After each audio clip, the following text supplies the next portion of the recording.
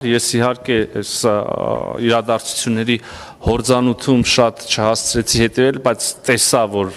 տենց շատ լայն թափով շահարկվում է Գյումրիում ունեցած արտահայտությունը, իրականում չեզոք կամ ճշմարտության մեջ շահագրգիռ մարդ այդ վիդեոն նայելով ինքն էլ կարող է հասկանա, իհարկե այն սկզբի մասը չկա, որտեղ ինձ անընդհատ հարց են տալիս դուք եւ ձեր գործընկերը եւ ես ասում եմ ես չեմ պատասխանում հիմա հարցերին, որովհետեւ հանրավակ մեկնարկել նորից է հարց հնչում, այլ հարց քան գերիները, հա, այլ հարց։ Ես նորից եմ ասում, ես չեմ պատասխանում հարցերին, վերջում ես ասում եմ, ես չեմ պատասխանում հարցերին եւ ասում եմ ծնգլ արեցիք, ինչպես դուք եք ասում եւ ինչպես ես եմ իրականում ասել, եւ միաժամանակ զուգահեռաբար, ընդ որում ես արդեն հեռացած, հետևից հնչում է, իհարկե վիդեոյում դա շատ լավ է լսվում, որովհետեւ հարց տվողի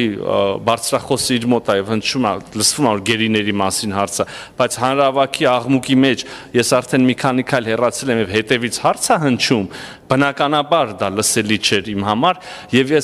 ես չեմ հասկանում, որևէ մեկը կարա մտածի, որ լրջորեն գերիների վերաբերյալ հարցին կարելի է ասել ծնգլ արեցիք, ասենք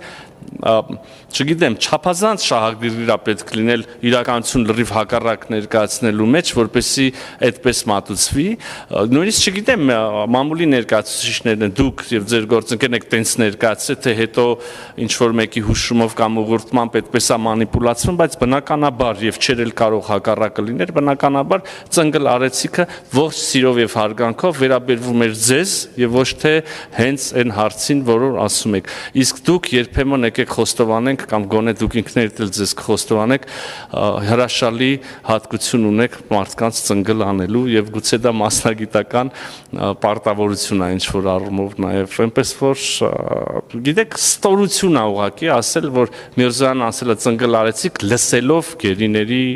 մասին հարցը եւ հենց ծնգլ անելը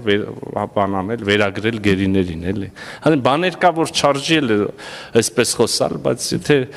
հարցոթում կա ես դեմ չեմ պատասխանելու